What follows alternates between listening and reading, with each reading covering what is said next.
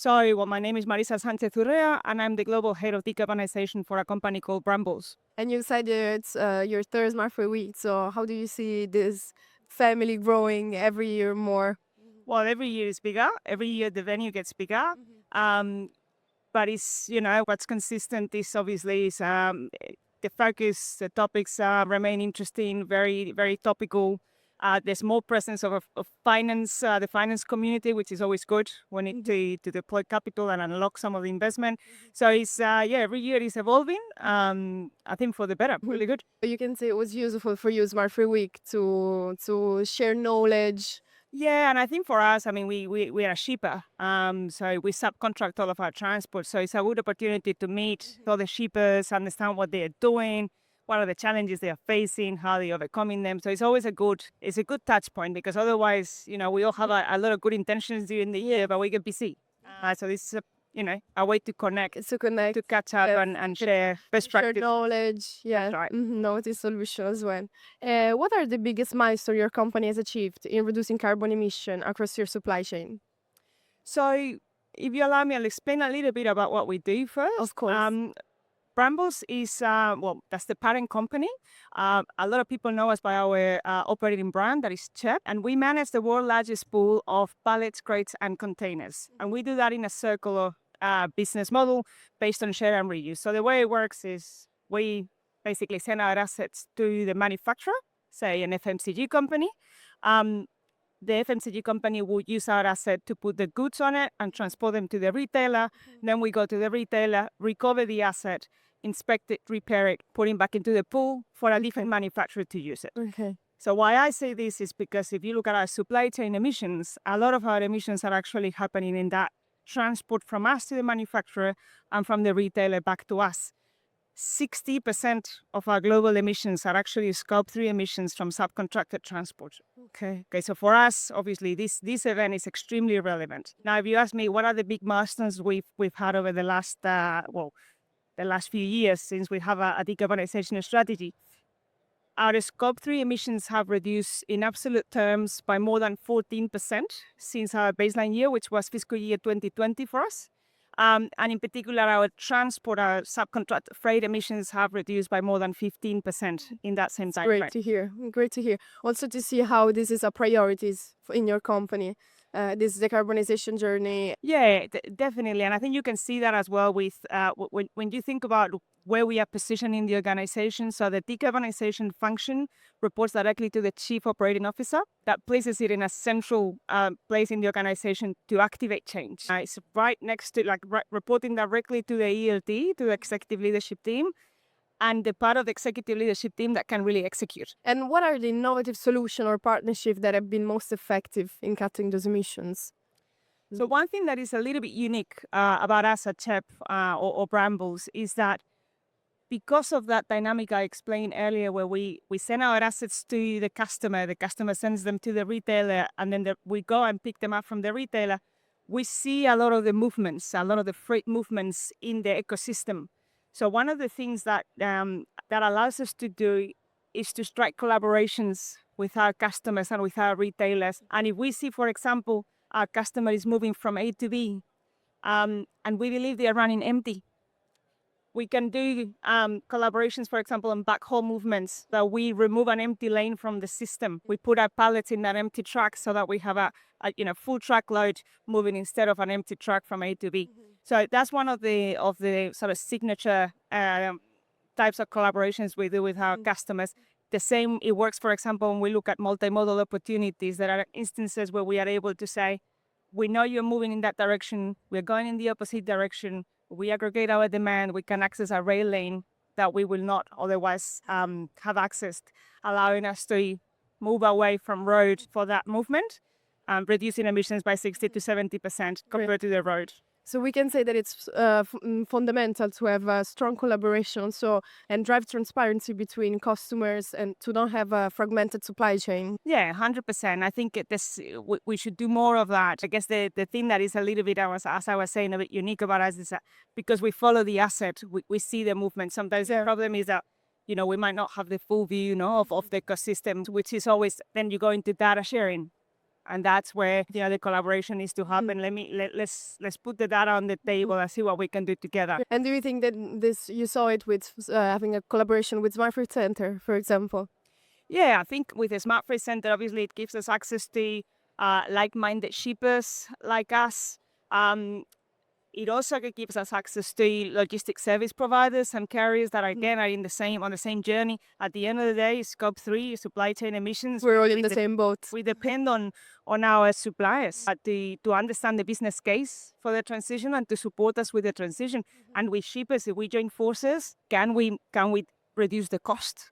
Can we share the cost and accelerate the action? So Smart Freight Center is a place where we can find those like-minded companies. That's great to hear. Can you share a specific example of a collaboration with a customer that led to significant carbon reductions? So for us, we have a very fragmented supply chain. So we work with a lot of small and medium suppliers. If I have to say, like, we have a lot of little collaborations that collectively have a bigger impact. We have over 30 projects around the world on low and zero emissions fuels with our carriers. We have a very nice example, for example, in the UK, where we have a collaboration with a fuel provider, the carrier, and ourselves in a three-way agreement to move to renewable diesel. We have examples with specific customers where we've been able to do to access a rail lane for a sort of a two-way movement. So we have a lot of little examples that collectively are making a difference. So definitely customers play a crucial role in this process as well. Customers, they do play a role for us. And there's more that we can do, more that we are exploring. Looking forward to more to sharing that. Also to provide them the knowledge and make the right decision. Yeah, and again, our customers, a lot of them are shippers themselves. A lot of them are in this conference. So this is what I mean. I'm talking to other shippers that are also, many of them are my customers, and they sometimes realize, okay, well, we are their supplier, but we have a common challenge, which is the decarbonization of subcontracted freight. It opens a very nice ecosystem of collaboration. Thank you. It's wonderful to see how this collaboration can actually be seen physically at Smart Freight Week, that you can actually maybe meet with some of your customers that maybe you don't have the chance to meet so frequently. Yes, indeed. Beyond compliance, what motivates your company to lead in sustainable supply chain practices? Look, compliance is important, obviously, for every company, but for us, it's never been the main driver. I think the success of our sustainability program, this is beyond decarbonization, is because it's intrinsically linked with value creation. So we've seen specific examples where customers have told us, we've chosen to go with you instead of the alternative, partly because of your sustainability credentials and your work on, amongst other things, decarbonization and circularity. So we've seen real commercial value from our sustainability agenda. The same way we see real financial value. We are able to access cheaper capital. We've issued a circular bond. We've got access to sustainability linked loan. A lot of our investor base has ESG criteria. So that's another one value creation element of our sustainability agenda. And the last one that is sometimes we don't think about is the people. Again, we are not a household brand. You might hear CHEP or Brambles and not know who we are. And then when you ask the people in the business, why did you join us? Why did you apply for the position? And 99% of them say, because of your sustainability program. We wanted to be part of that. So that value is something you cannot underestimate as well. And why do people stay? It also serves like a competitive advantage, a market differentiator. 100%. And it's good to see how a good purpose can also be a market advantage in this case. I think that's the critical element for a program to be successful. If you can really show that link to value creation for the business in financial, commercial, and people terms, then the program should be a success. Thank you. How do you measure the real-world impact of your decarbonization efforts, and what key metrics guide your strategy? So one of the things I like the most about our decarbonization strategy is that we've made it very tangible. It's very operational. So we don't tell our teams this year go and reduce the Scope 3 emissions by 5%. What we've done is we have a very complex granular modeling tool that has allowed us to break down our public emissions reduction targets into very actionable levers. And we've set specific internal goals for each of those levers with a breakdown at the country level, some cases, at the regional level, some cases at the country level, that allow us to go and say to the teams, this year I need you to achieve X% penetration of low and zero emissions fuels in your subcontracted freight services. Very tangible. The teams in supply chain and our supply chain function know how to carry out that work. So this is how we measure what the metrics we use internally to measure our progress. Very tangible, very operational, and obviously then we convert that into emissions reductions. But that's not what drives the action. Yeah, it has to be a process. Exactly. Where every party collaborates together. Exactly, and they can see it's very specific to them, right? So they can go straight to action with that. Whereas if you talk to them in emissions terms, they need to translate that into, okay, but exactly what does that mean for me? Or for you, it means go and do this.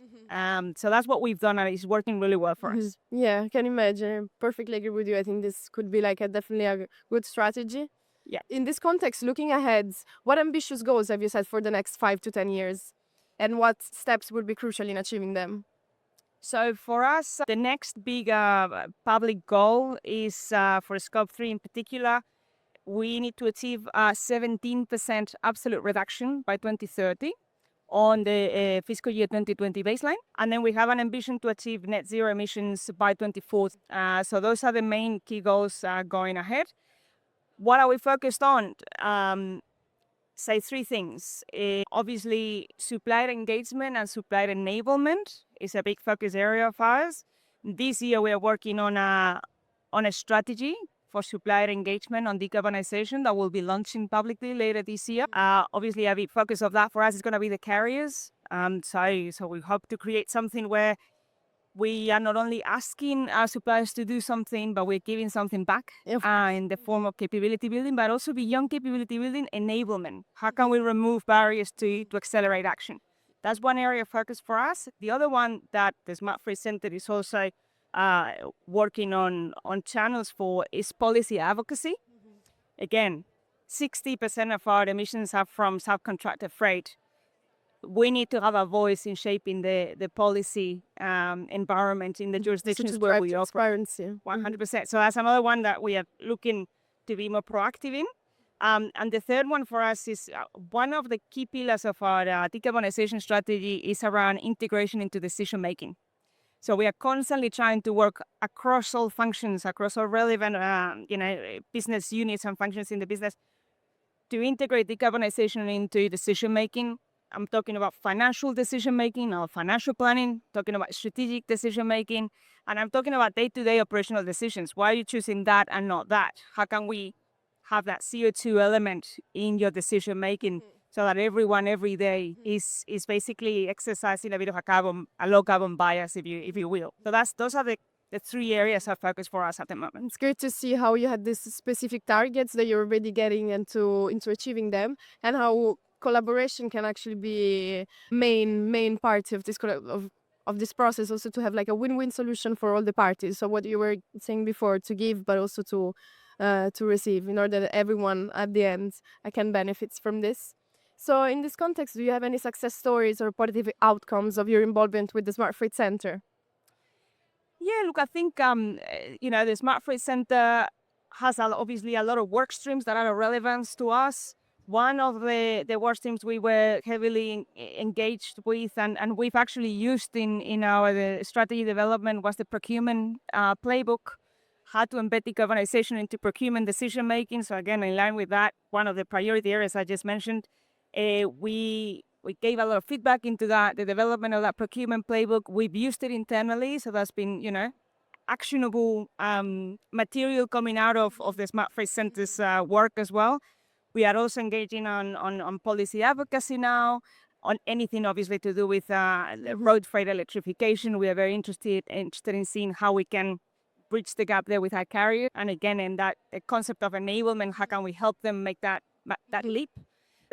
Multiple examples of value, more value to come, and obviously the team at Smart Freight Center keeps up to date with the hottest topics and asking us shippers, well, what worries us and what are the challenges that we can overcome through the Smart Fleet Center.